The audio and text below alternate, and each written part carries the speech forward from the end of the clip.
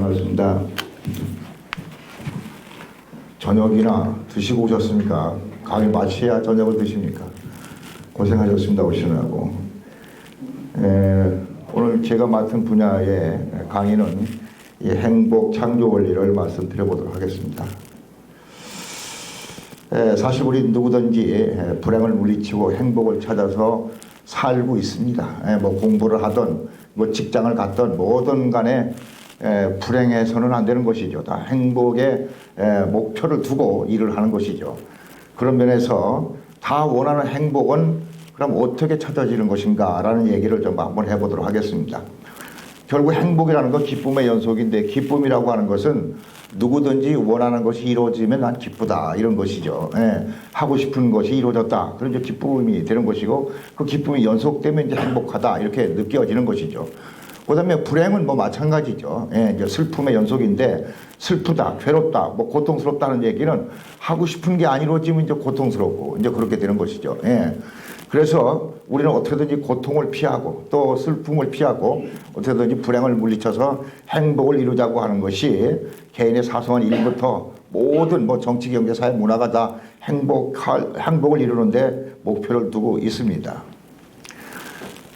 근데 모든 행복은 하나의 어떤 실체 존재인데, 그것이 그냥 이루어지는 것이 아니라 어떤 과정을 통해서 이루어지는 것이죠. 이 과정을 뭐 하나의 방법이라도 얘기할 수 있는데, 여러분 잘 알다시피 우리가 어디 가서 자동차를 타고 어디 가고 싶다 그러면 자동차에는 그냥 가는 게 아니라 운전법이 있어요. 또 교통법이 있어요. 운전법을 모르는 사람이 운전을 마구잡이로 한다. 그러면 이게 교통사고가 나고 본인도 불행해지고 남까지 불행을 빠뜨리게 만든다는 것이죠.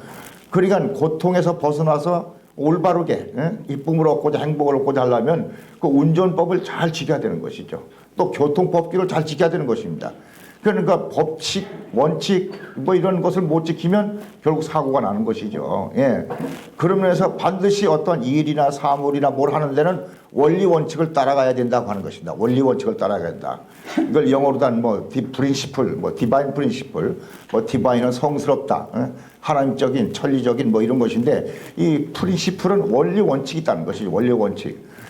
그 여러분들 만약에 TV를 샀다 그러면 거기는 원리 원칙을 준수해 주십시오 하는 설명서를 붙여놨어요.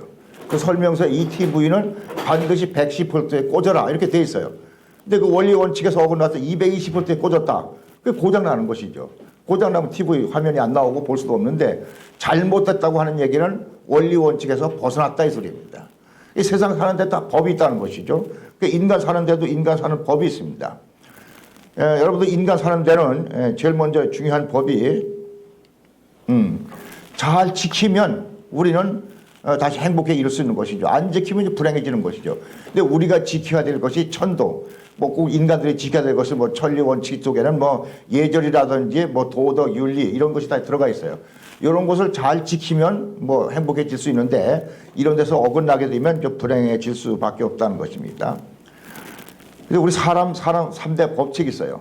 왜 사느냐 물어보면, 뭐 공부를 더 하고 싶은 사람들은 열심히 공부를 해서 무슨 박사가 되고 싶다, 뭐 교수가 되고 싶다는 사람도 있을 것이고, 뭐 정치인을 하는 사람들은 당선돼서 뭐 정치인이 돼서 뭐 대통령까지 하고 싶다 이런 사람도 있겠고, 돈을 버는 사람도 돈을 열심히 벌어서 부자가 되고 싶겠죠.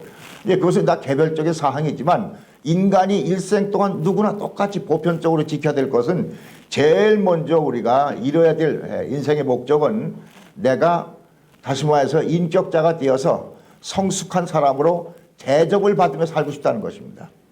가장 속상한 게 돈이 없고 명예가 없어서가 아니라 내가 사람 대접 무엇가 없이 여길 때, 이건 견디기 어려운 슬픔이라는 것입니다. 아마 세상 속에서 멸시천대 받는 것처럼, 인격 대접 못 받는 것처럼 괴로운 일이 없겠어요. 그러니까 인격 대접 받기 위해서는 내가 인격 대접을 받을 만큼, 존경받을 것만큼 인격을 완성시키고 성숙시켜야 된다는 것이죠.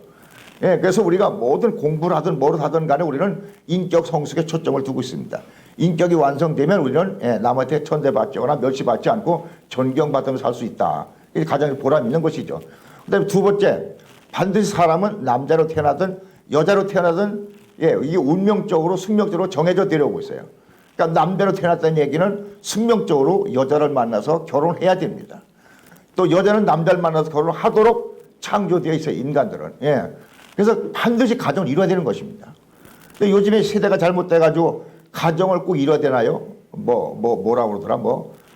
연애는 필수고 뭐라고 결혼은 뭐라고 그래? 선택이라고 그러나요? 그 무슨 아모르 파티인가 그게 나오는데 그건 잘못된 가사고, 예. 그 서양식 사고방식의 가사고 인간은 이 선택이 아니에요. 결혼은 숙명입니다. 반드시 해야 되는 것입니다. 왜? 남자로 태어나선 혼자 살 수 없어요. 반드시 여성이란 짝을 만나야 되는 것입니다. 만났으면 가정을 이루고 가정을 만났으면 기왕이면 행복한 가정이 이루어졌으면 좋겠다. 이것은 누구나 바라는 어떠한 인류의 소망이라는 것이죠. 예. 근데 왜 불행하냐? 가정의 행복을 찾지 못하면 불행해지는 것이죠. 예. 부부간의 갈등이 고조되고 부부가 싸우고 이혼하고 깨지고 불륜을 저지르고 이런 가정 문제에서 모든 불행의 거의 7, 80% 나오는 것입니다. 그런 면에서 가정을 참가정을 이루어서 완성된 가정을 이루어나갈 때 행복을 얻을 수 있다는 것이죠. 그 다음에 세 번째는 이 주관성 완성이라고 하는 것은 사람은 반드시 자기 실현, 내가 무슨 일을 해서 성취를 하고 싶다는 것이죠. 예. 일종의 부자가 되고 싶다, 선생님이 되고 싶다, 무슨 뭘 이루고 싶다는 것도 자기 성취, 자기의 재능을 최대한 발휘해서 그 분야의 전문가가 된다는 것이죠. 자기 성취욕, 이런 것이 누구나 가지고 있다는 것이죠. 성취를 이루고 싶지 않은 사람은 없습니다. 그러니까 자기 성취를 완성하는 사람, 이것을 이루려고 우리가 고생을 하고 있다는 것이죠. 이것이 우리 인간이 이루어야 될 3대 목적이다. 인생의 3대 목적이다. 제일 먼저는 인격을 갖추어서 남한테 존경받는 인품으로 살아가고 싶다. 두 번째는 행복한 가정을 이루어서 가정 속에서 행복을 누리고 싶다. 세 번째는 자기 개발, 자기 자아 완성, 자기 성취를 위해서 일을 통해서 기쁨을 누리고 싶다. 이 세 가지를 통해서 우리는 행복한, 다시 말해서 개인도 되고 가정도 되고 또 어떤 성취하는 욕구가 완성되도록 이렇게 우리가 살아가도록 인생의 목적은 주어져 있습니다. 이것은 동서고금을 만나고 옛날 사람도 이거로 해서 살고 미래 사람들도 사람이라면 다 이 길을 갈 것입니다. 그 다음에 동양도 서양도 할 것 없이 다 이 길을 가는 것이죠. 개별적으로 조금씩 차이는 있다 하더라도 보편적으로도 이러한 목적을 향해서 가고 있습니다. 그러면 구체적으로 이 개성완성이라는 것을 어떻게 하는 것이냐. 이 개성완성은 인간은 반드시 뭐로 되어 있습니까? 여기 나와 있는데 여기 이쪽에 잘 보이십니까? 이쪽에? 이거 좀 옆으로 조금 이렇게 돌았으면 이쪽에 잘 보이세요? 안 보이시죠? 이게 한가운데 와 있더니 이렇게 좀 사각으로 좀 들어가 있으면 좋겠는데. 여기 보시게 되면 여기 인간이라는 것은 반드시 몸을 가지고 우리 살아있다 그러는데 몸과 마음이 같이 있습니다. 이래서 마음이 더 중요하지 몸보다는. 그래서 몸과 마음이 일체된 행동을 하게 되면 우리는 그 사람을 다시 말해서 인격 완성자다. 말 따로 행동 따로. 원하는데 마음이 안 따라준다든지 이렇게 불일치할 때는 인격이 파탄됐다. 몰인격자다. 이렇게 하는 것이죠. 그러니까 몸과 마음이 일치된다는 것인데 몸과 마음의 몸 속에는 양심과 본심이 들어있어요. 양심과 본심대로 몸이 움직이게 되는 것이죠. 근데 타락한 인간들은 양심과 본심을 원하는데 몸이 따라가 주지 않습니다. 그래서 우리가 종교 생활을 통해서 이 몸을 양심과 본심에 맞춰 행동할 수 있도록 수행을 하는 거예요. 수행. 이 종교라고 하는 것은 가장 근본된 가르침 아니겠습니까? 가장 이 근본 종자예요. 이 교자는 가르칠 교자인데 여러분 이 종교라는 말은 원래 불교 용어예요. 불교. 이 불교에서 종교라고 하는 것은 이 종자가 석가모니의 말씀을 종대 말씀이라고 해요. 그 다음에 그것을 가르치는 이건 스님들이라든지 그 법을 공부하시는 분들이 가르치는 것이 일반 중생들이나 보살들한테 이것을 종교행위다 그러는 것이죠. 원래 이 불교 용어입니다. 종이라는 것은 꼭 누구가 무슨 말씀을 가르치느냐? 부처님 말씀을 가르치는 것이에요. 부처님 말씀이 종대란 종대. 그래서 가르치는 것을 이제 불교 종교행위라는 것이죠. 사실 서양 종교는 이 종교 가르치면 물론 행위는 비슷해요. 예수님 말씀을 가르치고 그러시는데 이 기독교의 종교는 이렇게 종교라고 우리가 번역을 해놨습니다만은 기독교들은 영어로다는 릴리저스. 리라고 하는 말은 RE가 앞에 붙게 되면 다시라든지 또 리피트 그러지 않습니까? 그 다음에 리라고 하는 건 두 개를 하나다 이게 묶어놓는다, 묶는다 이런 뜻도 있어요. 그러니까 리저스라고 하는 것은 이 본체, 다시 말해서 하나님이 이제 본체죠. 하나님과 우리가 이 붙어야 된다. 그래야 우리는 하나님적인 삶을 살 수 있다. 그렇기 때문에 서양 종교는 예수님을 하나님 대신 받아들이는 것, 이것을 종교행위라고 그래요. 그 예수님과 접붙이지 않고 하나님과 접붙이지 않으면 그 인간의 삶은 소용이 없는 것이다. 살아도 아무 소용이 없는 것이다.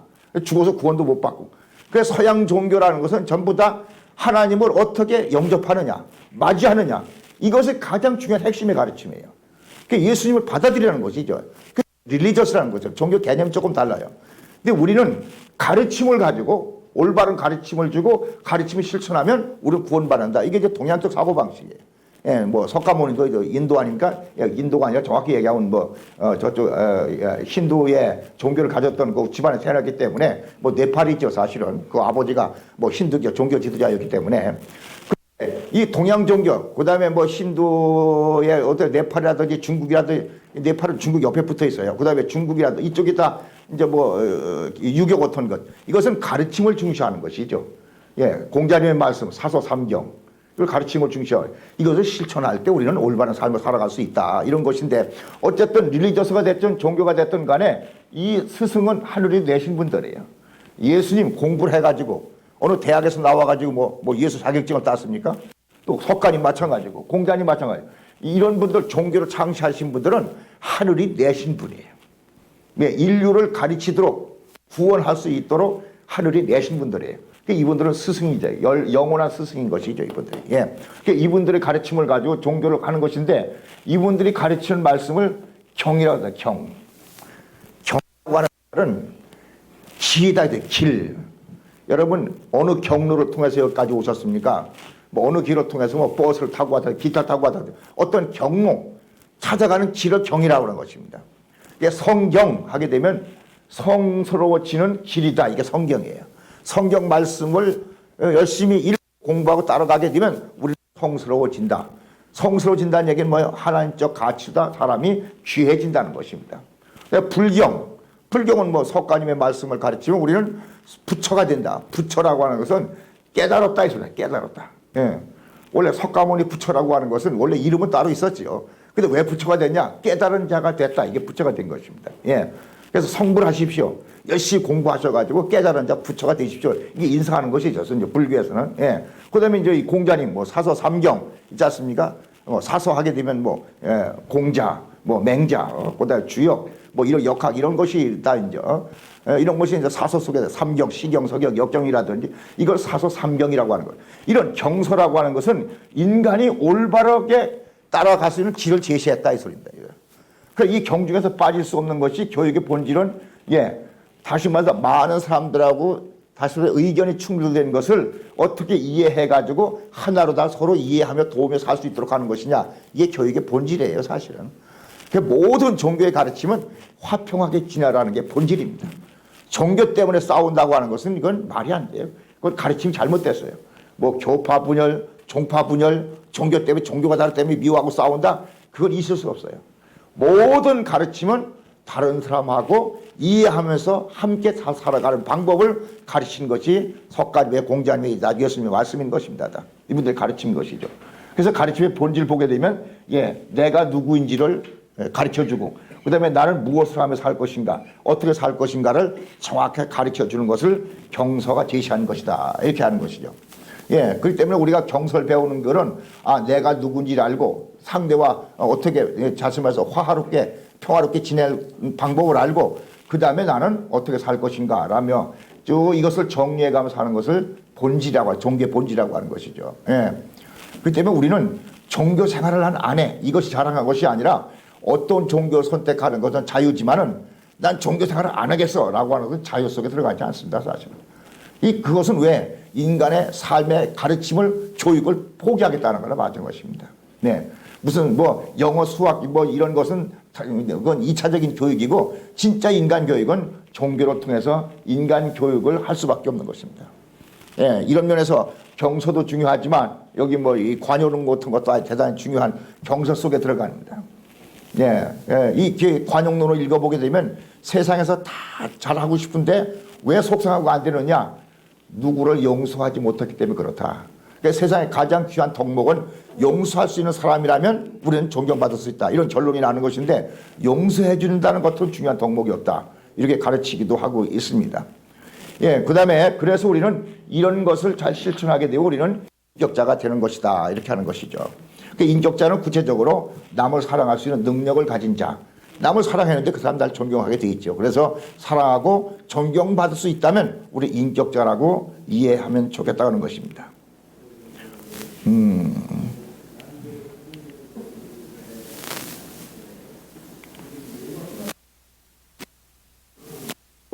좀 이해가 될지 모르겠습니다만은 이거 제가 나눈 급수인데 여러분 내가 몇 급 인간인가 한번 잘 보시면 좋겠습니다. 세 가지 급수 중에서 이런 사람을 이게 손가락질로 하는 못된 사람, 이걸 미숙한 인간이라 내가 미숙인이라고 비춰나는데 못된 사람들 어떤 사람이냐? 강도, 강간, 향락, 살인마, 유괴범, 인격 유린 이런 것이 늘 뉴스에 나오고 있어요. 이런 사람들이 많으면 그런 사회가 병든 사회라고 하는 것이죠. 이런 사람들을 악질 인간들이라고 그러고 이런 사람들은 뭐예요? 자기만 알고 남을 파괴시키는 사람들이에요. 이런 사람들이 많이 있어서 아주 괴로운 세상이 된 것인데 두 번째 급수는 이건 반숙이냐. 계란 반숙은 맛있긴 하는데 인간이 반 덜 된 사람들이에요. 이런 사람들은 교만하고 아주 편견에 빠져 있고 음해, 중상, 모략하고 비방, 거짓말, 속임수 또 이런 사람들이 얼마나 많아요. 이런 사람들은 뭐예요? 뭐 자기만 살고 뭐 남들이 살든 말든 모르겠다. 이런 사람들을 저질 인간이라고 이런 사람이 많은 사회를 저질 사회라고 하는 것이죠. 우리가 바라는 사회는 성숙한 사회, 이상 사회. 여기는 어떤 사람이냐면 완성인, 아주 완숙인들이에요. 이런 사람들은 아주 양질인 사람들인데 그 사람 보고 사람이 됐더라. 아주 고마워하는 사람들, 존경하는 사람들인데 이런 사람들은 양심 바르고 예절 바르고 이해심이 많고 양보할 줄 알고 남을 칭찬할 줄 알고 신의를 지킬 줄 알고 지성과 이성이 겸비된 그 이타주의자 이런 사람은 양질인 특질인이라고 그래요. 그래서 모든 종교의 가르침은 군자가 되라. 군자는 대로행이라고 그러지 않습니까? 하늘 땅 뭐 바라보다 부끄러움 한 점 없어. 그래서 아주 큰 길을 걸어갈 수 있다. 군자의 반대말은 뭐예요? 소인배 뭐 이런 사람들이에요. 이런 사람들은 떳떳이 죄를 짓고 못 걸어가니까 만약 뒷구멍으로 숨어 다니고 뒷길로 피해 다니고 이런 사람들이죠 것이죠. 이런 사람들은 이제 좀 못된 사람들이죠. 그 다음에 무슨 뭐 선비정신, 영국의 신사, 젠틀맨, 뭐 이런 사람들 있지 않습니까? 인도 같은 데서 바라몬이라든지, 가장 귀한 사람들, 바라몬의 이상을 바라본다 이러는데 어떤 이런 것이 우리가 이제 여러 가지 급수가 이제 이렇게 굳이 노는다면 이렇게 구분하지 않겠는가 생각됩니다. 우리 앞에 계신 여사님은 이 세 가지 중에 어느 쪽에 들어가는, 나는 어느 쪽에 들어간다 생각해 보셨어요? 2, 3번은 아닌 것 같은데. 3번은 아니에요? 2, 3번. 2, 3번은 아니에요? 그럼 일본이시네.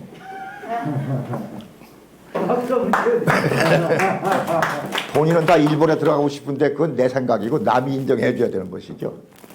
가장 중요한 게 다 자기 잘난 척 먹고 사는데 남이 인정해 준다는 게 중요합니다. 근데 우리 신앙인들이 나 하나님 열심히 있기 때문에 천당 갈 거야 그러는데 하나님은 진짜 나를 천국에 데려가서 인정해 주냐가 더 중요합니다. 그러니까 우리 살아가면서 나 잘난 척하고 사는 건 많은데 정말로 남한테 인정받으면 살 수 있느냐가 중요하죠.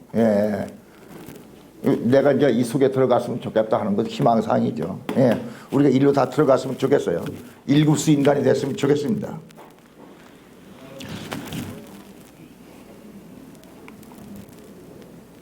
그 다음에 행복한 가정생활인데 행복한 가정생활은 반드시 남편과 아내가 있어야 되는 것이에요. 남편이란 말은 결혼하지 않으면 쓸 수 없어요. 그냥 남자지요. 부인은 없을 때 남편이란 말이 되는 거죠. 부인도 마찬가지예요. 남편이라는 게 여자에서 이제 어머니가 되고 아내가 돼서 부인이 되는 것이죠. 남편과 아내는 자녀가 있을 때 가능합니다. 자녀가 없으면 남편 아내 소리 못 듣는 것이죠. 그래서 가정이 태어난 걸 가지고 자녀가 태어난 걸 가지고 뭐라 그래? 가정이라고 그래. 가정. 여러분 자녀가 없으면 가정이라고 하기 어려워요. 그냥 부부지 부부. 부부와 가정은 달라요. 가정은 반드시 그 가정 속에 자녀가 태어나야 가정이 시작되는 것입니다. 원래 이 집가자라고 하는 것이 지붕 안에 이거 있지 않습니까? 돈 시자라고 써붙이고 이거 집가자라고 하는데 돼지가 이렇게 오므로 돼지새끼 그 모양을 형성한 거 아니겠어요? 그러니까 가정 속에는 집 속에 반드시 자녀들과 오손도손 모여 있어야 한 가정이라고 그런다 이런 거 하는 것이죠. 근데 이 중에 가장 중요한 것이 남편과 아내와 자녀가 왜 필요하냐? 이거는 교육 장소이기 때문에 그렇습니다. 무슨 교육을 하느냐? 심정 교육이 되는 장소예요. 심정 교육이. 심정. 여러분 보세요.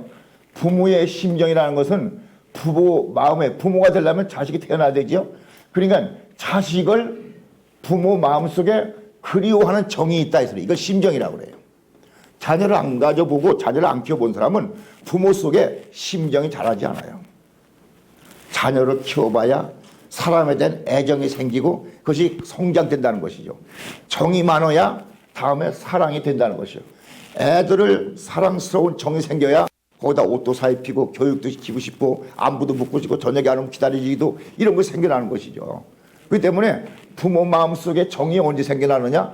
아이들을 둬가지고 키우면서 정이 생겨나는 것이죠.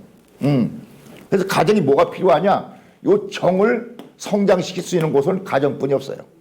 학교 교육, 초중고등학교, 대학을 다닌다고 되는 게 아니에요. 이거 가정에서 실직. 그래서 여기 체율이라는 사람, 체율. 체율은 경험 속에서 얻어진다. 체율된다는 것은.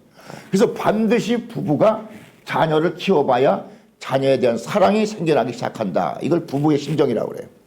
부부의 심정은 반드시 부부가 결혼해야 돼. 결혼해야 아내에 대한 그리움이, 애틋한 그리움이 생겨요. 또 남편에 대한 그리움이 생겨요. 제가 설화에 가서 교육을 하는데 저녁을 대접하니까 부페. 그게 얼마나 맛있게 드시는지 그렇게 저녁이 맛있습니까? 그랬더니 아이고 너무 맛있어요 그래요. 정말 맛있습니까? 예. 우리 남편한테 밥 한 차려 주고 내가 이렇게 밥을 먹으니까 얼마나 좋은지 모르겠다고 그냥 아주 밥맛이 꿀맛이라는데 난 그분한테 기대한 것은 오늘 이렇게 좋은 교육 받고 이렇게 좋은 음식 먹는데 우리 남편도 같이 왔으면 얼마나 좋을까요? 남편이 생각했더라면 얼마나 좋을까 하는 것이에요. 이 아내는 오로지 마음속에 남편이 생각나야 됩니다. 이해가십니까? 선생님 오늘 그런 생각 들었어요? 우리 남편하고 같이 와서 이 말씀 들었으면 얼마나 좋을까? 응? 그런 생각이 없으면 남편에 대한 정이 아직도 없는 거야. 응? 근데 남편도 마찬가지고 뭔가 맛있는 거 좋고 즐거운 거 있으면 내 아내가 같이 왔으면 좋겠다라고 하는 것을 그 사람 마음속에 심정이 자라고 있다 그렇게 하는 거예요. 심정이 자라고 있다. 근데 이 심정이 없으면 이건 그냥 형식적인 부부지 아무 의미가 없어요. 정이 없으면 사랑도 이루어지지 않습니다. 여러분 사랑 타령 많이 하는데 사랑은 정 있는 사람만 사랑할 수 있어요. 이해가십니까? 살아보니까 남편이 정이 많은 것 같아요? 정이 없는 것 같아요? 어떤 분이 그 남편이 서울대학 나왔어요. 유능한 회사에 아주 과장이에요. 그게 좋은지 알고 결혼했는데 살아보니까 속았다 그러더라고요. 왜 이렇게 우리 남편이 인정머리가 없는지 모르겠다고. 저만 안다고 저만 알아. 어? 이 부인을 생각할지 모른다는 거죠. 왜? 그건 어릴 때부터 그런 정의 훈련이 안 돼서 그런 것이죠. 그러면 그 남편 원망하지 말고 그 남편이 자랄 때 부모에게 사랑을 듬뿍 받지 못했습니다. 그래서 정이 메말르면 결혼해도 정을 실현할 수 없어요. 정을 나눌 줄 모릅니다. 그럴수록 아내가 남편 더 사랑해줘야 다시 정을 키워가지고 사랑을 받을 수 있어요. 그렇기 때문에 세상 사는데 가장 중요한 게 정을 어디서 배우냐가 중요하다. 어디서 정을 배우느냐. 그 다음에 형제 자매 심정. 형이나 누나나 언니나는 동생을 사랑하고 동생은 형을 사랑해야 돼요.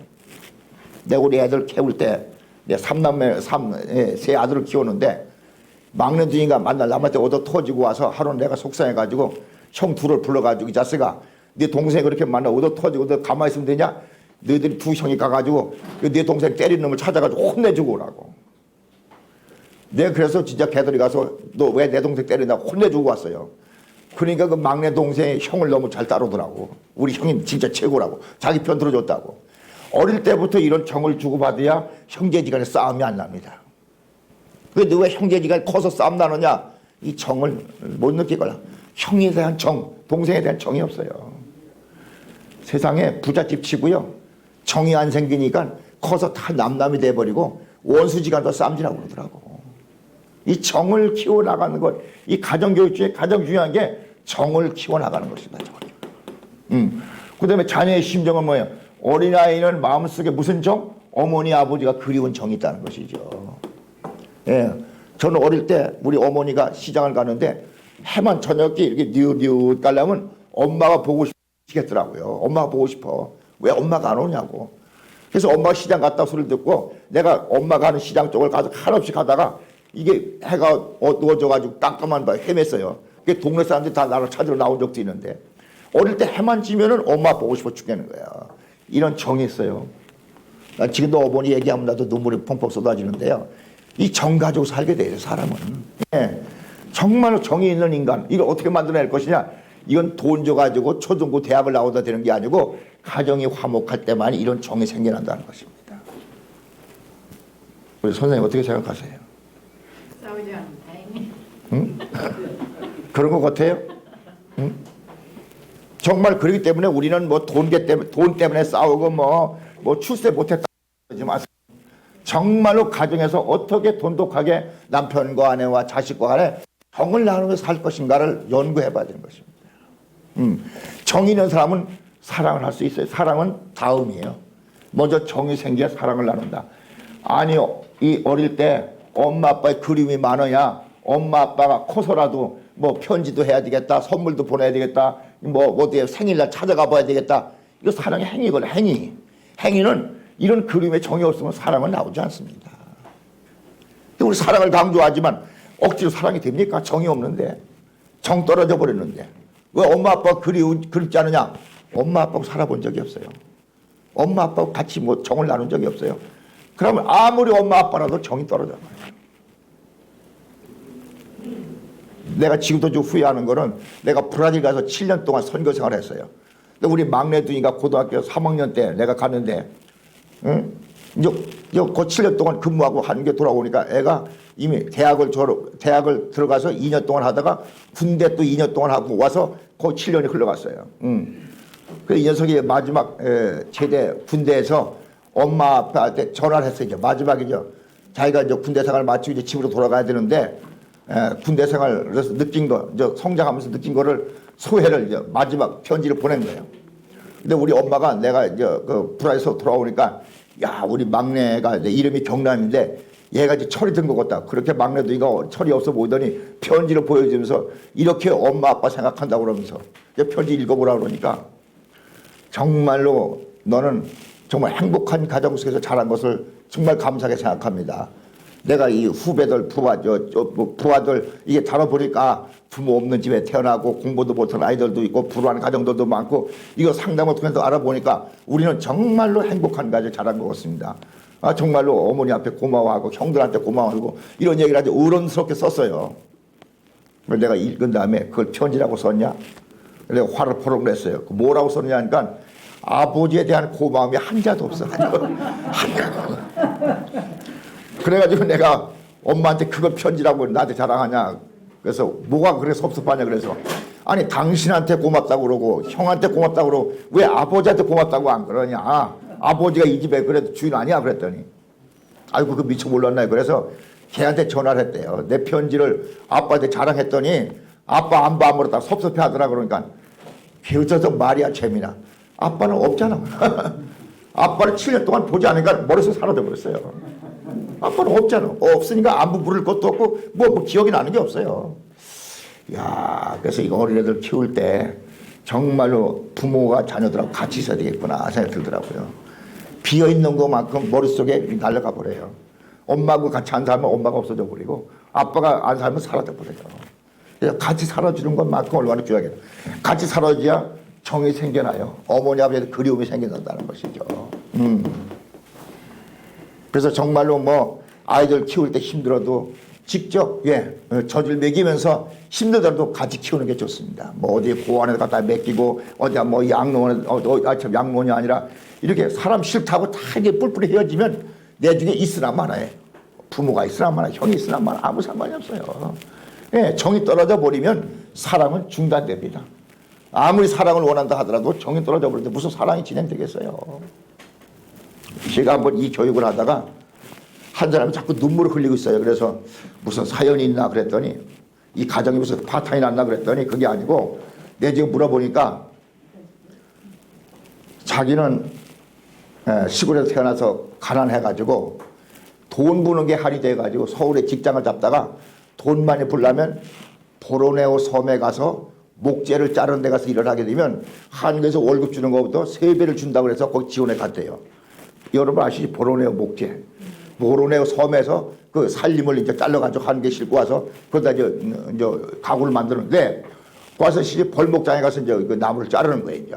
거기 사는데 진짜 한국에서 보다 3배를 더 줬대요, 월급을. 그래서 꼬박꼬박 월급을 받아가지고 밥을 이제 회사에서 주니까 집에다 보냈대요, 시골에다. 그 누구한테 보내냐면 노부모를 잘 모시라고 자기 동생한테 보냈잖아요, 자기 동생한테. 그래서 그 양반도 거의 8년인가 얼마 돼가지고 이제 돈이 많이 쌓겠지. 내가 이제 한국에 돌아가면 부모님 모실 집도 하나 마련해 줄 수 있겠고 잘 살 수 있겠지. 그러면 이제 왔다는 거예요. 그 왔는데 고향을 갔더니 이야, 그 동생 놈이라는 놈이 또박또박 오는 돈을 가지고 노름에 다 탕진해버려. 노름에 다 탕진해. 노름에 다 까먹고 부모는 병이 들어가지고 그 어디야 그 양로원인가 거기다 이제 보내놓고 있어요. 그냥 그 형이 그냥 뿌리 이렇게 나가지고 동생하고 대박 싸우고 근데 그 어머니가 돌아가신 지 얼마 안 됐어요. 돌아갔대요. 그러니까 야 아주 동생 부부하고 의전. 너는 내 동생도 아니야. 어떻게 이럴 수 있느냐. 내가 이 녀석아 정말로 가난에 한대가지고 이 고생해가면서 돈 버는 게 그 돈이 어떤 돈인데 내가 노름에 탕진하고 부모님을 저렇게 돌아가시게 만들었냐 말이야. 이래고 의전. 근데 혼자 서울에 와 사는데 한 10년이 가까이 살았대요. 아직 동생 잃어버리고. 그런데 명절쯤 되고 이제 설날쯤 되게 되면 야 내가 고아가 됐구나. 고아가. 어머니 아버지 다 돌아가시고 동생마저 하나 있었지만 나하고 관계없는 의전을 해버리고 나는 이제 고아가 됐구나. 그런 생각이 들었는데 오늘 말씀 들어보니까 돈이 그까짓게 먹을래. 어떻게 혈육의 정을 내가 그렇게 의존할 수 있냐. 그래서 내가 이번 추석날은 반드시 내 고향의 동생을 찾아가서 형이 먼저 가서 걔를 용서해주고 끌어안아줘야 되겠구나. 이런 생각이 났다는 거예요. 내 교육을 받고. 근데 그걸 실제 실천했어요. 추석날 가서 동생을 찾아가서. 동생 부부가 형하고 영원히 형소리 못 부르지 않는데 형이 찾아오는데 너무 고맙다고 그러면서 얘가 이제 노름도 끊고 사람이 되는데 그때서부터 부모님 산소에 가서 울면서 새로 형제를 만난 것처럼. 그래서 다시 삶을 시작했습니다. 그때 선생님 말씀 안 들었으면 우린 영원히 원수도 살 뻔했습니다. 원수가 아니라 남남으로 살 뻔했습니다. 그러시더라고. 근데 세상에 돈도 중요한 게 아니고 명예도 중요한 게 아니고 이 정입니다. 정. 이해가십니까? 어떻게 생각해야 돼요? 왜? 스스로 한번 나는 정이 있는지 정이 없는 사람인지 한번 반성할 필요가 있어요. 세상에 가장 유양에 정이 많은 사람이다. 정이 많은 사람. 예, 정이 많아야 다음에 사랑도 실천할 수 있다. 근데 왜 요즘에 인정머리 없는 세상이 되느냐? 가정이 다 파괴됐어요. 요즘에 처녀 총각들 물어보면 꼭 결혼해야 됩니까? 거의 54% 거의 절반 넘게 결혼 안 해도 되지 않습니까? 이렇게 나온다는 거 아닙니까? 그러니까 결혼 점점 늦어져요. 여러분 결혼도요. 30이 넘어서 결혼하면요. 정을 완성시키는 시간이 없어요. 정은 순수할 때 어릴 때부터 빨리 정이 들어야 되는데 너무 나이가 많이 들어 결혼하게 되면요. 정보다는 계산 가지고 따져. 계산. 남편한테 무슨 덕을 볼까? 아내한테 무슨 덕을 볼까? 계산이 안 맞으면 이혼도 쉽게 해버려요. 그러니까 결혼도 잘 안 되는 데다가 또 이혼까지 자주 해버리니까 이게 가정이 엉망진창 되는 것이죠. 가정이 엉망진창 되면 자녀 교육이 제대로 안 돼요. 자녀 교육이 안 되면 미래는 희망이 없어요. 안 태어나서 희망이 없는 게 아니라 자녀가 이런 심정 교육이 안 되기 때문에 미래 희망이 없다는 것입니다. 근데 이제 컴퓨터 만들 기술자만 돼봐야 무슨 있어요. 인간 산다는 게 정이 없는 세상 돼버리는데. 네. 그래서 우리 통일교에서 참가적 운동한다고 하는 것은 그냥 통일교인을 다시 말해서 신도를 전도하기 위해서 그렇게 하는 게 아니라 인간의 근본적인 교육을 시켜보려고 하는 것이에요. 우리가. 우리 축복의 원래 본 뜻은 참가적 교육을 시키기 위해서예요. 이해가십니까? 그래서 통일교에서 합동결혼하는 사람은 이혼이 없어요. 그 다음에 바람 피우는 사람도 없어요. 그러려는 사람은 아예 축복 가정교육에 못 들어오게 합니다. 못 들어오게. 원래 합동교육에 들어올 사람은 맹세 내고 들어와요. 맹세 교육해야 돼. 우리는 절대 불륜을 저지르지 않겠습니다. 이혼하지 않겠습니다. 자녀들을 하나님 아들 따로 잘 키우겠습니다. 이런 아주 맹세 서약을 하고 그런 사람만 모여가지고 결혼하기 때문에 이혼과 불륜이 없어요. 우리 교회는. 네. 저도 1975년도에 1800사 합동결혼식 했는데 우리 이종희 선생님이랑 같은 다 장충체육관에 같이 했는 사람 아주 결혼 동기입니다. 저는요 합동결혼식 장충체육관에서 2월 8일 아주 추울 때 하는데 중간에 우리 색시하고 손을 딱 잡고 결혼식에 섰는데 그 앞에서 뭐 결혼식장에서 뭘 하는 소리가 잘 안 들려요. 체육관이 때 웅성웅성 소리만 들리지. 근데 우리 문총재님이 이제 결혼 이제 축복을 하는 거예요. 축복 소리 아무리 들려도 잘 안 들려요. 우리 부부가 손을 딱 잡고 내 스스로 기도했어요. 오늘 여 장축체육관에서 1800쌍이 한꺼번에 이 땅 결혼을 출발하는데 30년 후에 40년 후에 저기 줄에 말씀을 하시는 문선명 총재님 부부께서 어느 참가정이 18가정이 누구냐 이렇게 물어볼 땐 우리 가족이 나가야지 내 스스로 기도했어요. 그래서 18가정 중에 내가 가장 모범 가정으로 살겠다. 이게 약속을 하고 출발했습니다. 사실은. 사람은 결혼을 할 때 해보다 틀리면 이혼할 수도 있지. 그게 아니라 반드시 결혼하면 행복한 가정을 이루어야지 하고 맹세하고 출발하는 게 중요합니다. 그래서 저는 한 번도 바람을 피본 적이 없어요. 이혼해 본 적도 없어요. 그러니까 와서 강의하는 거지. 에? 말은 그렇게 잘하면서 너 뒷구녕 보니까 뭐 바람에 피고 뭐 이혼에 몇 번 있다며 그러면 여기 와서 강의한다는 게 사기치는 거죠. 사실은. 원래 강사와 교수는 실천할 수 있는 곳 한도에서만 가르쳐야 되는 것입니다. 그렇지 않은 것은 남한테 사기예요. 자기 실천하지 않아서 남한테 가르칠 수 있어요. 교육할 수 있어요. 그래서 우리 통일교 합동교수의 의미는 처녀총각 많이 결혼해 통일교인 많이 늘리자 그건 아무 의미가 없고 어떻게 통일교에서 합동결혼식 한 사람은 참가정을 이루고 행복한 가정을 이루어 살 수 있도록 교육을 한다는 데 목적이 있어요. 통일교에서 제일 귀한 사람들은 처녀총각 전도해서 순결을 지키고 합동교를 참여시키는 것이고 참여된 사람들은 전부 다 행복한 참가정을 이루도록 지도하는 것. 이것이 통일교의 근본적인 설교고 가르치는 것입니다. 우리 문천이 말씀이 전부 다 그렇게 구성되어 있어요. 예. 이해가시죠? 이해가십니까? 뭐 가정이 중요한 것은 뭐 아무리 따지더라도 뭐 더 할 말이 없습니다만은 제일 위에 거만 한번 얘기해 보겠으면요. 사람은 여기 보세요. 맨 먼저 아무리 훌륭한 스승을 잘 만나서 10년 동안 공부하는 것보다도 더 중요한 게 엄마 뱃속에서 애가 자랄 때 10개월 동안 교육받는 태교가 더 중요하다. 이렇게 돼 있어요. 그런데 더 중요한 것은 태교 교육 10달 동안이 더 중요한 게 아니라 아기를 잉태하는 날, 아기를 만드는 날 아버지의 자세가 더 중요하다는 거야. 아버지가 잉태하는 날 하루를 어떤 마음으로 어떤 몸조심으로 아기를 만들었느냐 이게 중요해요. 술 먹고 아기를 만들면 애가 나오자마자 아빠 술집이 어디에 나도 가르쳐줘 그러고 나온다는 거 아십니까? 이 DNA가 이게 다시 말해서 이게 전수된다는 거예요. 그래서 옛날 음악가 집안에는 음악가들이 많이 나와. 이거 어쩔 수 없는 혈통입니다. 이걸. 혈통을 중요시 여기는 거죠, 사실은. 이 세계에서 가장 혈통을 중요시 여기는 나라가 이스라엘과 한국뿐이 없어요. 이스라엘도 족보가 있어요. 성경에도 족보가 나와 있지 않습니까? 예수님의 어머니 아버지가 누가 누굴 낳고 족보가 있잖아요. 우리나라만큼 족보를 열심히 따지는 데가 없어요. 또 이것은 왜? 혈통을 중요시 여기라는 것은 가문을 더럽히지 않아서 너희들의 몸 행동 가지런히 잘하라는 것입니다. 이게 교육적인 측면에서 나오는 것입니다. 예. 근데 집안에 불안감이 많이 되면 뭐 얼마나 가문에 다시 말해 누를 끼치는 거니까. 이거 대단히 중요하죠. 예. 그런 면에서 아버지의 아기를 낳게 하는 그 하루에 잉태하는 날에 아버지 자세가 중요하다. 그런데 보통 사람 애가 잘못되면 아버지는 애미가 애들 교육 잘못해서 부인 탓하고 또 부인은 뭐래 속으로다가 웃기네 내 씨가 잘못됐으니까 애가 저 모양이지 그러고 서로 탓한다는 것이죠.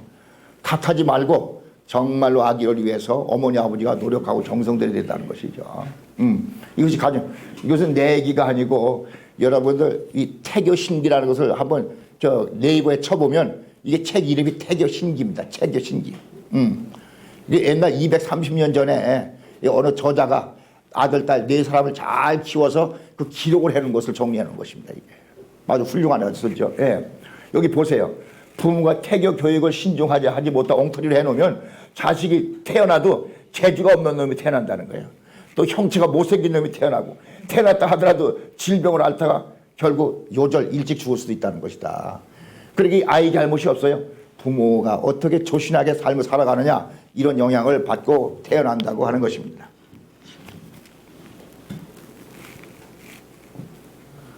그래서 가정은 무슨 학교냐? 도덕의 학교다. 도덕. 여러분 도덕은 중고등학교 초중교에서 배우는 게 아니고 가정교육이 도덕의 교과서가 되는 것입니다. 이 가정에서는 반드시 이게 뭐죠? 양육처예요. 아이들 키우는데 20년 이상 걸려요. 개돼지 동물들은 뭐 1년만 3년만 키우면 애미 소가 되고 뭐 돼지는 뭐 1년만 키우면 애미 돼지가 되는데 인간 20년 키워야 돼요. 어머니 아버지 보살핌 없으면 20년 동안 스스로 자랄 수가 없어요. 먹이고 입히고 재우는 까지 좋지만 학교 교육까지 다 책임지는 것이죠. 두 번째 교육처입니다. 교육은 아버지가 스승이고 어머니가 선생님 뭐 그 말입니다만은 뭘 왜 그러냐 말을 가르쳐주고 걸음마를 배우고 습관을 가르쳐주는 것이죠. 저도 가끔 충청도 사투리가 나오는데 어머니 아버지가 충청도 분이거든요. 그렇잖아요. 그러니까 충청도 사투리 나오죠. 그 다음에 또 뭐 한번 삐뚤삐뚤 애가 걸어가는 거 보세요. 누가 그렇게 걸으라고 시키지 않는데 꼭 지 애비 건너가고 똑같아. 뒤뚱뒤뚱 하는 게 똑같아. 그 모든 습관이나 태도가 어머니 아버지의 예절 그대 따라간다는 것이죠. 예, 그래서 예절 바른 듯한 가정교육을 받아야 아이들도 반답게 자랄 수 있다는 것이죠. 그래서 이 세상에서 가장 편안한 집은 가정이다. 꾀테가 그런 말을 했어요. 시인 꾀테 아시죠? 이 양반은 뭐예요? 왕이든 백성이건 이런 계층이 중요한 게 아니고 왕이든 백성이든 간에 가정에서 평화를 발견하는 사람만이 가장 행복한 사람이라는 것이죠. 아무리 뭐 고관대작이라도 뭐 가정이 불편하면 뭐 불행한 것이죠. 예. 그 다음에 아무리 가난하더라도 가정이 뭐 내가 어디 수필을 읽어보니까 두 사람이 아주 서울대가 나온 부부예요. 이제 다 대학 교수가 됐어요. 근데 둘이 만나 싸워. 아주 뭐 다시 말해서 아주 뭐 자기 자존심 때문에 만나 싸워. 응.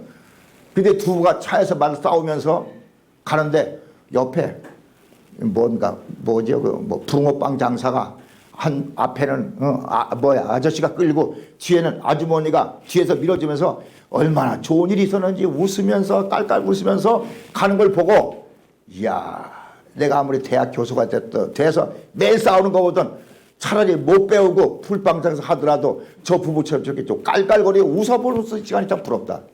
이해가십니까? 그래서 부럽더라고 하는 것. 지식의 행복의 척도가 아니라고 하는 것을 그 교수가 수필을 쓴 걸 내가 봤어요. 그러니까 얼마나 절실했으면 그러겠습니까? 아무리 잘나가지고 자존심 세우고만 둘이 싸워보세요. 무슨 의미가 있겠는가. 그렇잖아요?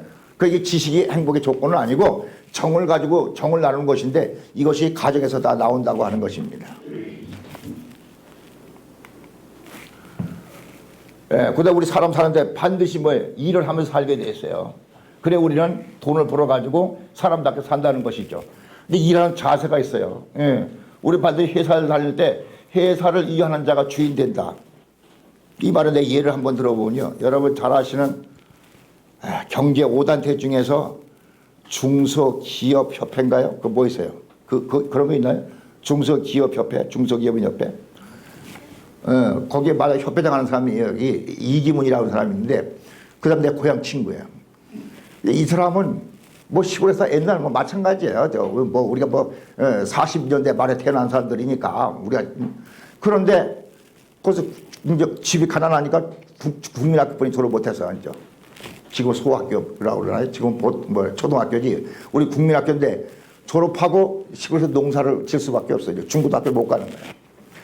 그런데 그 일가 친척이 먼 사람이 서울에서 오리엔트 시계라고 하는 시계 공장 하는 사람이 있었는데 거기에 우리 아들 좀 거기 가서 뭐 좀 밥 좀 먹게 해달라고 매달려서 부모가 그러니까 데려갔어요. 그래서 그 공장에 청소부로 다 일했어요. 청소부. 응?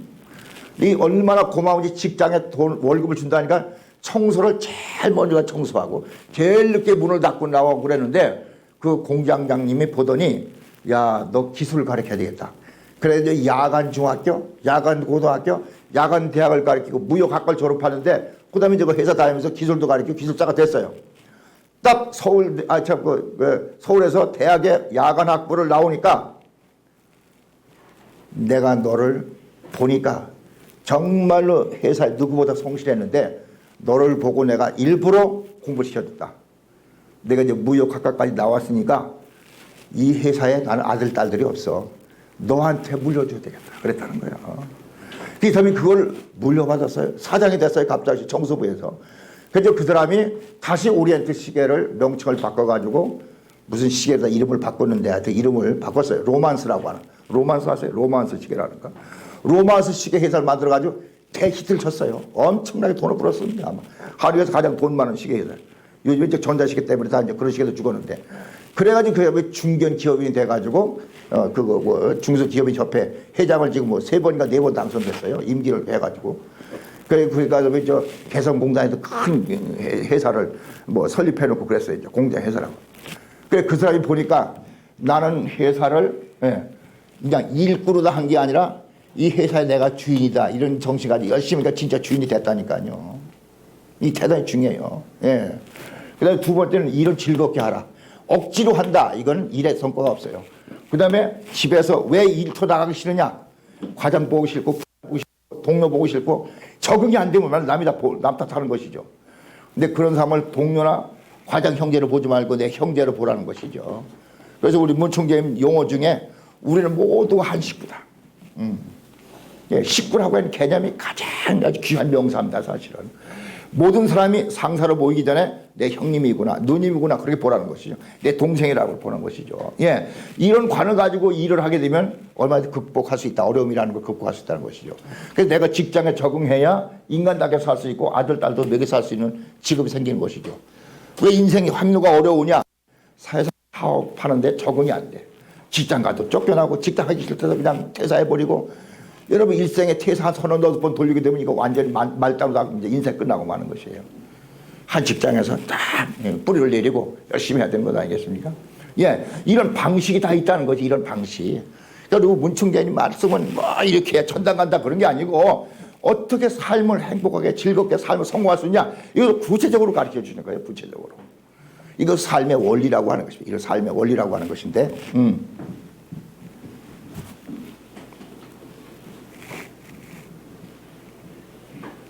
예,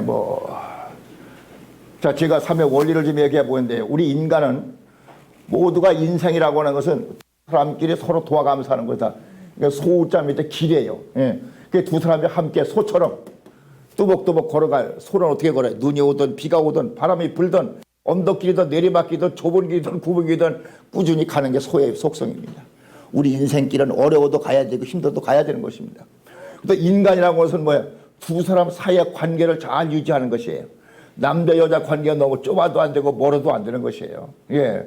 그래서 모든 존재는 서로 도와가며 살 수 있도록 쌍쌍제도로 되어 있다. 이게 아주 중요합니다. 그러니까 혼자 존재할 수, 남자 혼자 살 수 없어요. 반드시 짝을 만나 살아요. 여자도 혼자 살 수 없어요. 혼자 살겠다고 하는 것이 원칙에서 어긋나는 것입니다. 언제 후회하느냐?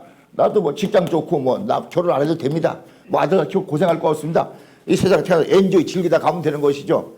근데 즐겁지가 않아요. 여자가 50 넘고 나면요 외로워서 못 삽니다. 힘들어서 못 삽니다. 왜? 젊었을 땐 모르지만 일 때문에 살고 뭐 취미생활 때문에 살고 여행 때문에 즐겁게 살지만 이제 50 넘으면 외로워서 못 살아요. 그때는 짝이 필요한데 짝이 없잖아요. 결혼 안 해가지고 아들 딸 있어야 아들 딸도 없잖아요. 짝을 잃어버린 것처럼 인생에 서글픈 일은 없어요. 이 짝을 만난다는 것, 이 대단히 중요합니다. 짝을 만나 산다는 것. 우리 사람도 보세요. 마음이 있으면 몸이 있어요. 몸과 마음도 짝이에요. 그 다음에 동물도 맞아요. 수컷과 암컷. 예. 그 다음에 식물도 뭐 수수술, 암수술도 있고. 그 다음에 광물도 플러스 마이너스. 광물에 무슨 플러스 마이너스 있느냐? 광물 중에서도 뭐야? 플러스끼리 안 만나겠다. 마이너스 플러스끼리 서로 끌어당긴다. 이런 속성이 있다는 것이죠. 예. 그러니까 보이지 않는 성품이 다 있고 보이는 꼴체를 가지고 있다는 것입니다. 네. 이것은 모든 존재는 다 마찬가지라는 것이죠. 예. 그 다음에 인간 구성도 뭐 남성, 여성이 있고 동물도 말이죠. 암컷, 수컷이 있고 다 이렇게 짝을 이룬다. 왜? 짝이 있어야지만 이렇게 짝을 이루어야지만 존재할 수 있기 때문에. 암컷 혼자만 존재하지 않아요. 암컷이 있더라도 아기가 안 태어나게 되면 어떻게 그 종족이 번식되겠어요. 예, 호랑이가 결혼하지 않고 새끼 안 하면 호랑이는 벌써 지구상에 없어졌을 것입니다. 모든 존재는 쌍쌍제도여 페어로 다 있다고 아들, 딸들이 연속되면서 존재가 보존되는 것이죠. 지금 존재하는 것은 모두가 쌍쌍제도 덕분이고 쌍쌍제도 때문에 살아간다는 거죠. 이 짝을 잃어버리면 이게 뭐예요? 원리에서 어긋난다. 그 때문에 요즘에 뭐 결혼 안 하겠다, 결혼하더라도 애기 안 낳겠다. 이것은 원리적으로 볼 때는 원리 원칙에서 어긋나는 것이다. 어긋나는 것이다. 근데 요즘에 연속극 보니까 야, 딸한테 그래요. 너 뭐 그렇게 어려운데 결혼할 것도 없어. 나도 결혼하고 보니까 지독히 고생만 했는데 아이고야 너한테 그렇게 더 고생시킬 거 없더라. 그래서 결혼도 시키는 것도 원치 않는다고 부모가 가르친다는데 그건 원리를 몰라서 그래요. 원리에서 어긋나면 언젠간 불행을 겪는 것입니다. 네? 결혼하라고 적극 권유해야 됩니다. 선생님 아들 딸이 있어요? 다 결혼했어요? 몇 살인데 아직도 결혼 안 했어요? 여기 데려와야 되는데. 그런데 참 이게 부모가 아들 딸 큰 사람 말을 해도 안 들어. 이거 참 이게 현대 고민입니다. 현대 고민이에요.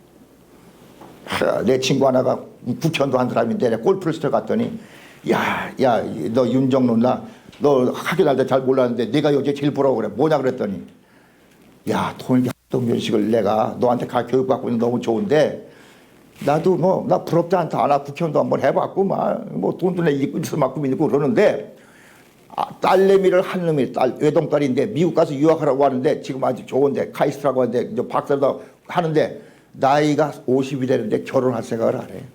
40 넘고 나서 결혼하려고 말만 들으면 화를 내버린다는 거야.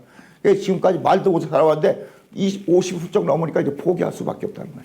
그럼 난 아들도 없고 딸 하나가 있는데 이렇게 시집도 안 가니 내가 요즘에 살 맛이 없다고.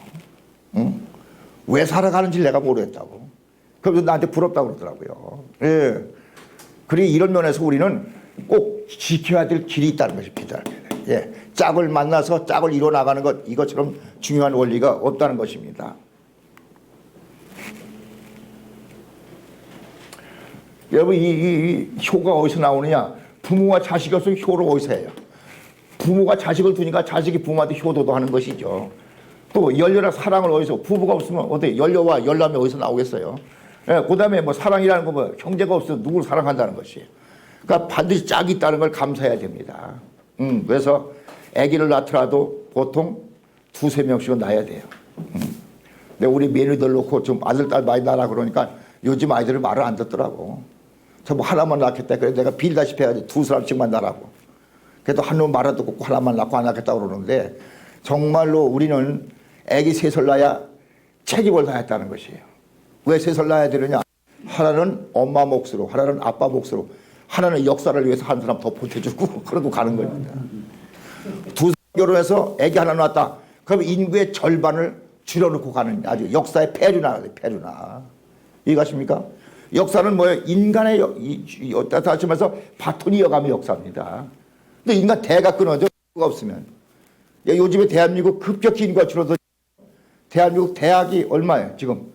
그 전문학까지 한 400개 되는 데서 얼마 2030년도 가게 되면 거의 절반 대학이 줄어들어야 된다. 대학이 없어져야 된대요.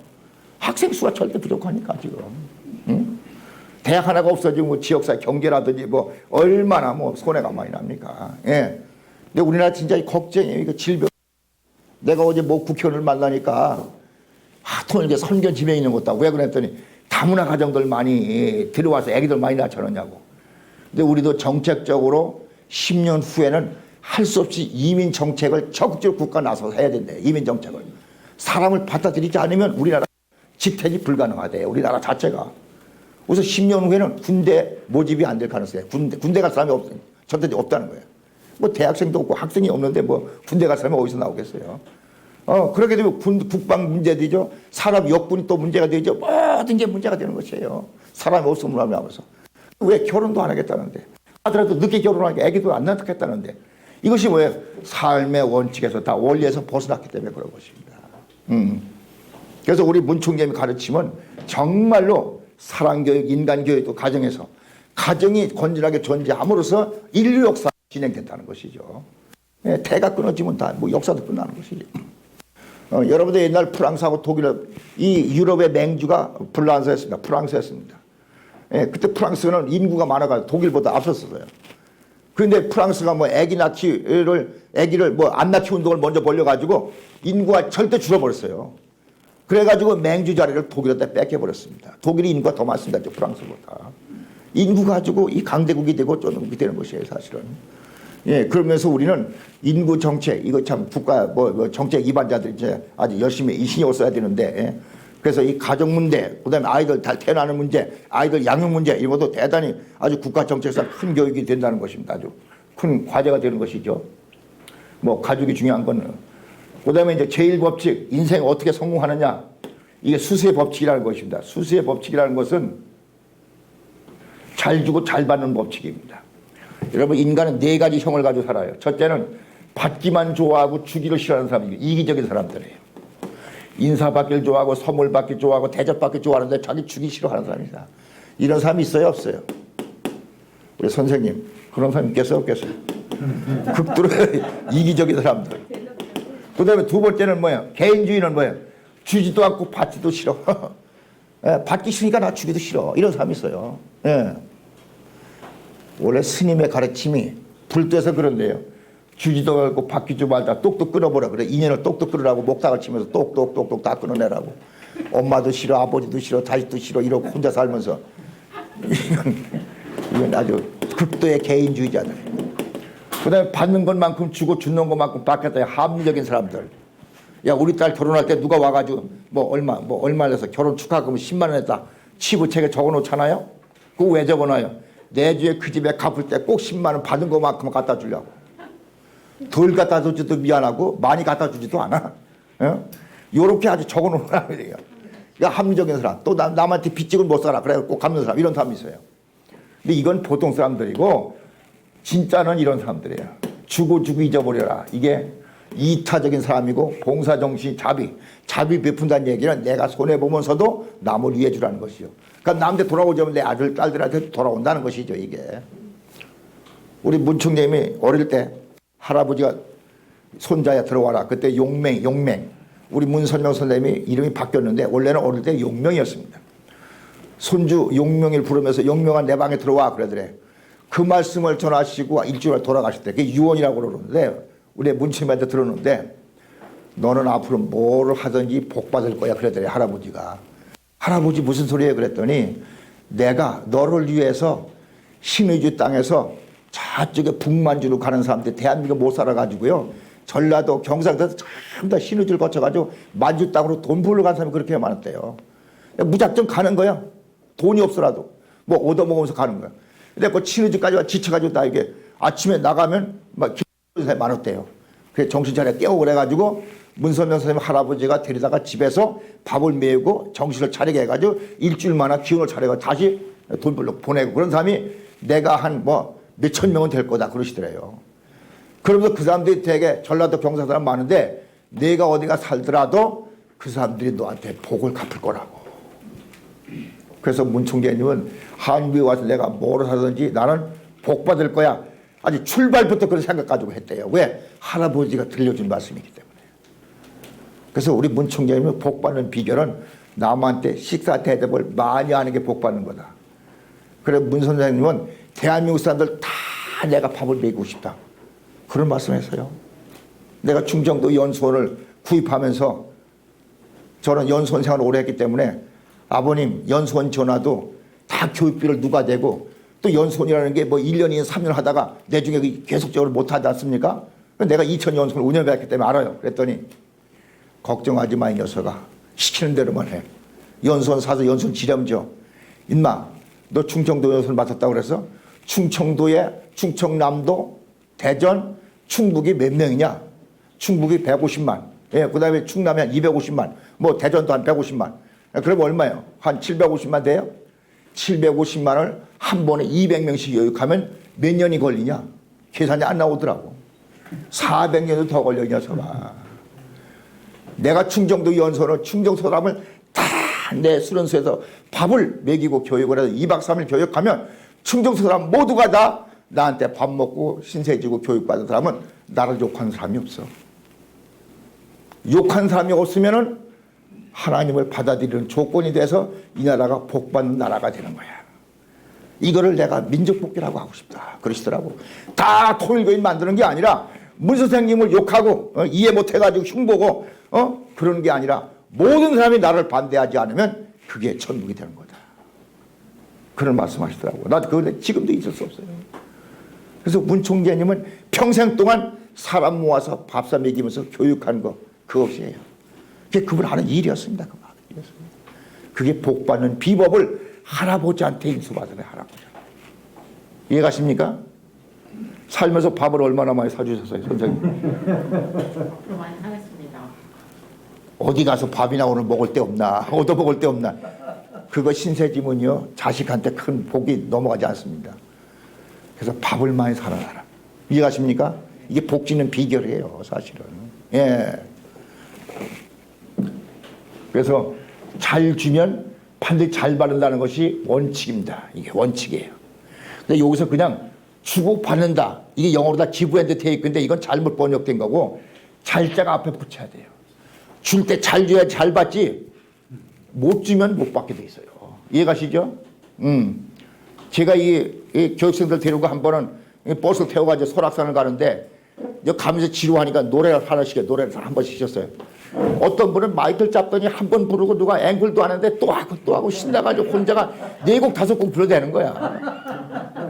근데 또 한 분은 이렇게 마이크에 들이대도 나는 오늘 노래 안 해. 손살을 치면서 하는데 나중에 알고 보니까 노래를 신바람에 하는 사람은 남편이 여보 고생해서 오늘 가서 진짜 좀 신나게 놀다 와. 이렇게 축복받고 잘 주고 잘 받고 아침 떠난 사람은 신나게 노래를 하고 불러대는데 못 주고 못 받는 사람은 뭐야?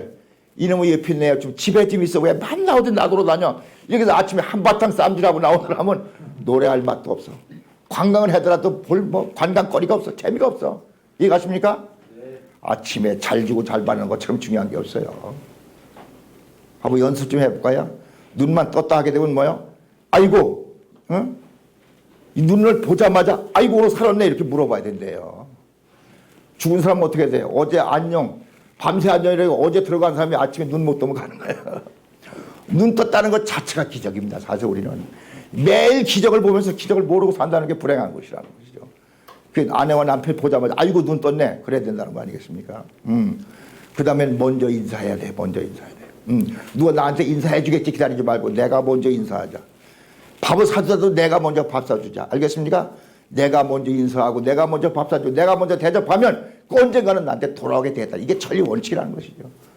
근데 이 세상 사람 왜 하느냐? 대접받기 좋아하고 인사받기 좋아하고 내가 먼저 대접받기 좋아하니까 세상 실패한 사람들 앉아서 인사받으려 나온 사람 먼저 인사하는 거예요. 이해가십니까? 먼저 주는 거예요. 먼저 밥 주는 거예요. 우리 선생님 다음에 만나면 좀 밥 좀 사세요. 저한테. 이해가세요? 제일 반가운 게 만나자마자 우리 식사하러 갑시다. 밥 먼저 사준 사람 잊을 수가 없어요. 이해가시죠? 이게 비결입니다. 사는 비결이에요. 먼저 잘 줘야 잘 나한테 받을 수 있다는 것이죠. 근데 보통 사람 다 여기서 다 끝나는 것인데. 자, 뭐 그것도 그래서 우리 문충님이 참사랑 이렇게 정의했어요. 참사랑은 뭐예요? 예, 절대 유일 불변 영혼이다. 예, 임시적으로 만났다 임시적으로 헤어지면 이게 사랑이 아니라는 것이죠. 이건. 그다음에 두 번째는 뭐예요? 무한히 주는 것이다. 받으려는 것은 아니에요. 주고 잊어버리는 것도 아니에요. 주고 잊어버리라. 그 다음에 상대방은 이게 중요해요. 나보다 낫다고 바라는 거예요. 이게 존중이라는 것입니다. 당신이 나보다 더 훌륭합니다. 이 소리 해야 부부로 성공할 수 있대요. 근데 보통 부부는 당신 만나서 내가 이 고생한다고. 반드시 당신한테 탓하고 있다는 게 실패한다는 것입니까? 예, 당신 만난 게 얼마나 고마운지 모르겠다고. 나도 부부 생활을 해보니까 나는 남자이기 때문에 뭐 일을 많이 저질러 놔. 그냥 앞으로만 가. 이게 남자 속성이에요. 뒤에서 정리는 다 여자가 해주는 거예요. 근데 여자 남자 똑같이 막 저질러만 놓으면 누가 수습하겠어요. 여러분 자동차 타고 갈 때 남자들은 목표를 부산 간다 그러면 하여튼 빨리 부산 도착하는 게 목적이야.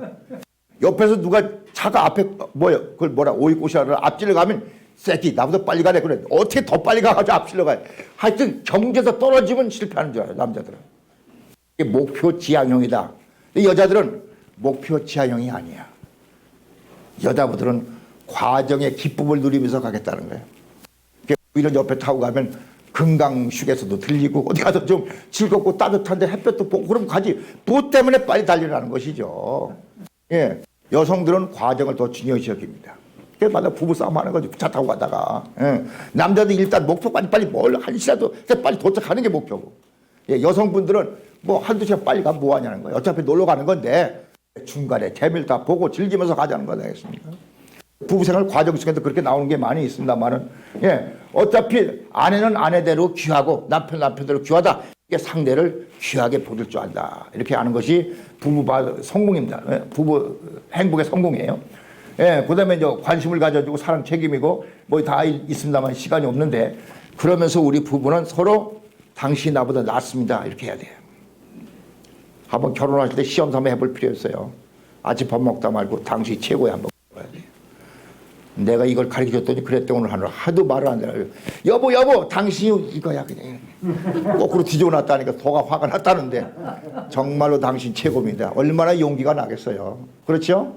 그걸 뭘 하겠어요. 아내 보고 당신 오늘 정신 나가냐 그러지 말고 무슨 소리야 내가 당신 덕분에 잘 살고 있는 거지. 이렇게 서로 격려할 때만이 남을 인정할 때만이 사랑할 수 있다. 이것이 참사랑의 원인 것입니다.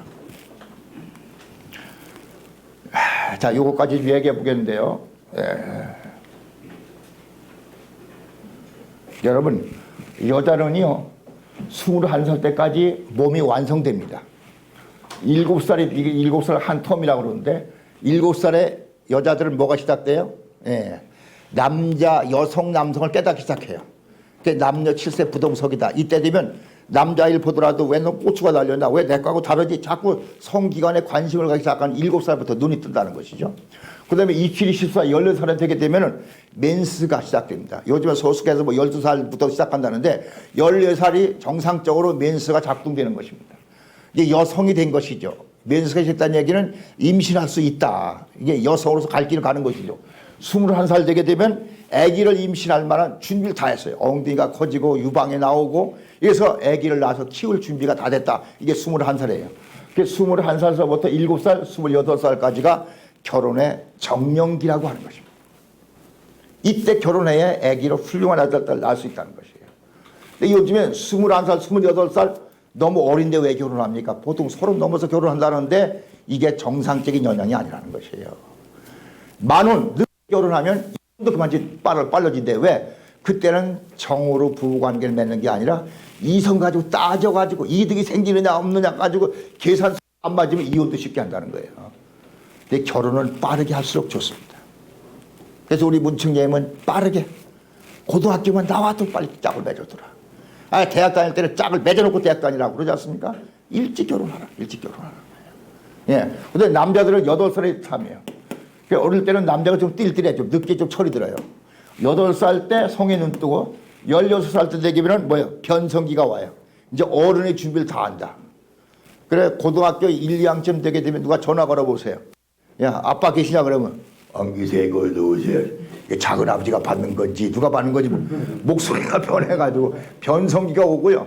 24살이 되게 되면 뭐예요? 38은 24. 이때 구렛나루가 생기고 어떻게 돼? 어깨가 벌어지고 알통이 튀어나오고 장대가지가 굵어지면서 아빠로서의 몸의 성장을 완성하는 거예요.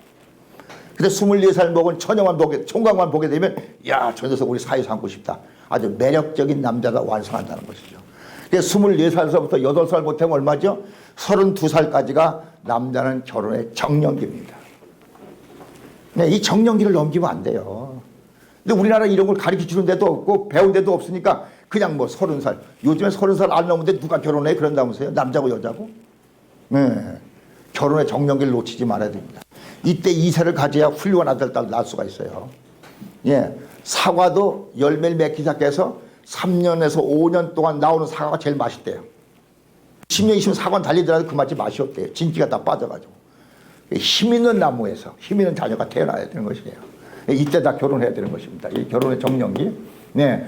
그때 24살, 21살까지가 할 게 뭡니까? 예. 오이 씨는 오이를 심으면 오이 열매가 맺혀요. 감도 마찬가지고 배도 마찬가지인데 인간은 다 귀하게 태어나는데 이 과정을 잘못 갖추게 되면 이것도 망치고 이것도 망치고 이것도 망치게 되면 사람이 잘못된다는 것입니다. 가장 중요한 게 이 과정을 정말 부모나 본인들이 잘 넘기라는 것이 성장 기간을. 이걸 부모가 잘 관리를 해주라는 것이죠. 이때 이걸 버려버리고 이거 버리고 다 버려버리면 정말 인생 어렵다는 것입니다. 그래서 순결, 이런 걸 이 기간 동안에 잘 성장시켜달라는 것이죠.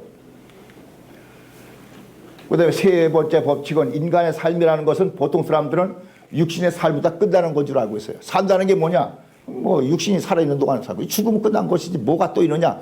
우리는 원리에서는 죽은 다음에 반드시 또 제2의 생이 기다린다는 것이죠.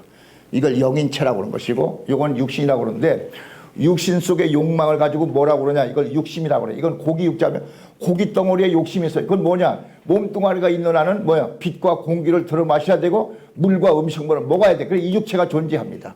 그래서 이 육심 속에는 먹어야 되고 입어야 되고 잠자야 되고 섹스를 해야 돼. 암것이고 수것이고. 그래서 의식주 성을 욕심을 나타내게 육심이라고 하는 거예요. 육심. 그 다음에 영의체 욕심은 뭐냐? 이건 생심이란 이건 영생하고 싶은 욕심은 뭐냐? 이건 기왕 살더라도 진실되게 살고 싶다. 선하게 살고 싶다. 추하게 살지 않고 아름답게 살고 싶다. 예, 저주하며 살고 싶지 않고 사랑을 나누고 진선미 애의 요구. 이건 왜? 뭐 한생 살다가 이래 살고 저래 살면 그만이지. 이렇게 살아야 영생할 수 있기 때문에 그렇습니다. 진실되고 선하고 아름답게 살아야 영인체가 아름다운 영인체를 가지고 하늘나라 가서 천국에 가서 영생한다. 영원토록 산다는 것이죠.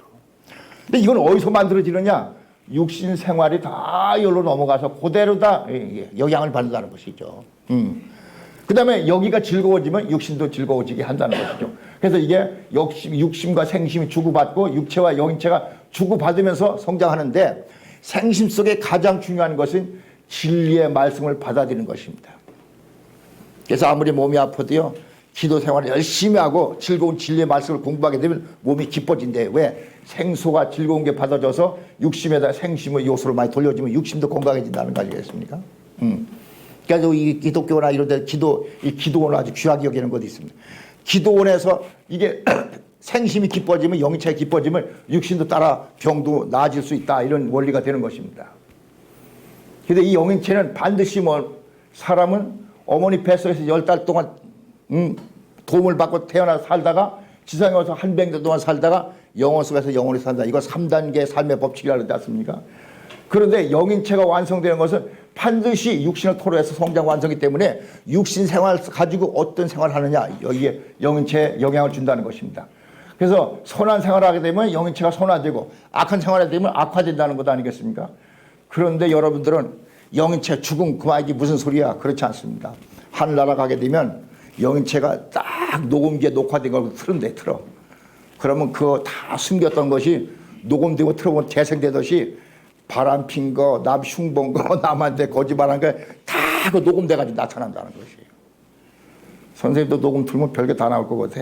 응? 그것이 숨김없이 나오네. 숨김없이. 그래서 그럼 어떡합니까? VTR을 지워야 되는데 그래서 우리는 뭐예요? 몸에 때가 묻으면 목욕하면 깨끗이 씻어나듯이 눈물로 회개를 하게 되면 속 사람도 깨끗이 죄를 용서받았다. 이게 회개입니다. 회개. 이게 속죄 운동이에요. 이게 살아서 잘못을 다 뉘우치고 깨끗이 빨아가지고 깨끗한 영인체로 가야 된다는 거 아니겠습니까? 근데 육신을 잃어버리면 영인체를 어떻게 바꿀 길이 없어요. 그렇기 때문에 우리는 지상 생활이 그만큼 중요합니다. 기왕이면 지상에서 선하게 아름답게 진실되게 살아야 영인체도 그런 영인체가 돼가지고 좋은 나라로 갈 수 있다는 것이죠.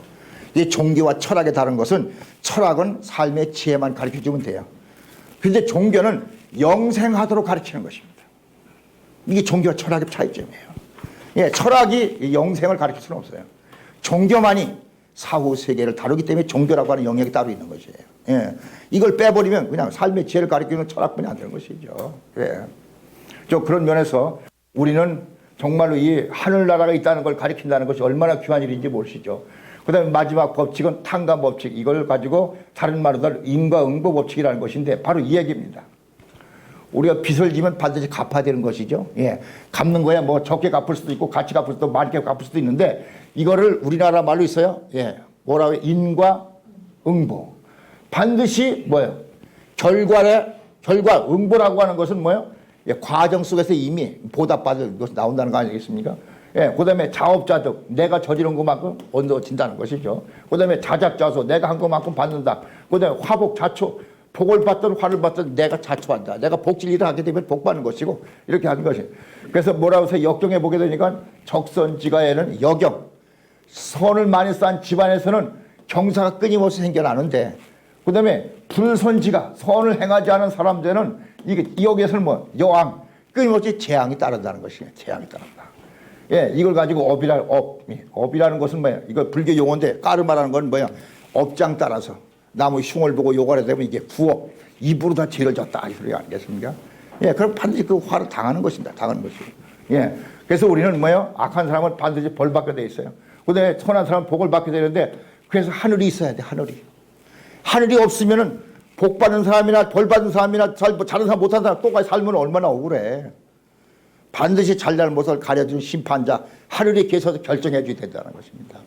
그래야 잘 살려고 노력하고 선하게 살아야지. 잘 살아도 그만, 못 살아도 그만하고 다 그냥 사람은 뭐 다 못 살고 행편없이 살다 마는 것이지. 이해가십니까? 그런 면에서 우리는 여러분 이 미국, 일본에 보면 일본에 우리 통일을 위해서 만든 책이 있어요. 이 책 이름이 가계의 과학입니다. 가계. 가문의 혈통에 과학적으로 흘러가더라.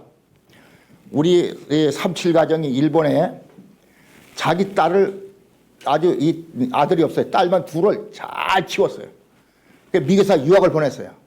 그래가지고 축복 가정에 이세 축복시켰는데 애가 3년 만에 다시 말해 이혼하고 돌아오고 7년 만에 돌아오고 너무 부모가 슬픔에 빠지는 거예요. 정말로 그 딸들한테 행복히 잘 살길 바라고 온갖 정성을 다 들였는데 돌아오니까 그때서부터 왜 이런 일이 있는가 조사하기 조사 가게 혈통을 기가 막힌 법칙이 있더래요. 3년 만에 돌아온 사람 보니까 3대 우의 할아버지가 부인을 얻었다가 내쫓았어. 응? 알겠습니까? 3년 만에 그 할머니를 내쫓으니까 딸한테 쫓김을 받아서 집에 왔다는 거예요. 너무 놀랐다는 거예요. 그 왜 7년 만에 또 딸년이 또 돌아왔나 보니까 7대조 할아버지가 또 같이 또 부인을 내쫓았어. 그 다른 사람을 얻어버리고. 야, 이게 진짜 법칙이구나.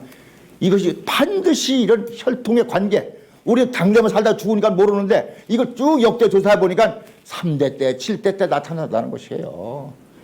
이것을 연구해서 이게 연구라는 건 뭐예요? 보편 타당한 통계가 맞으면 이게 법칙이 되는 거예요. 그래서 수많은 가정을 족보를 연구해 가지고 법칙을 얻어냈어요. 이걸 책을 만들게 이게 가계의 과학입니다. 일본에서 이거 가지고 교육 전도를 많이 했어요. 얼마나 가정이 중요합니까?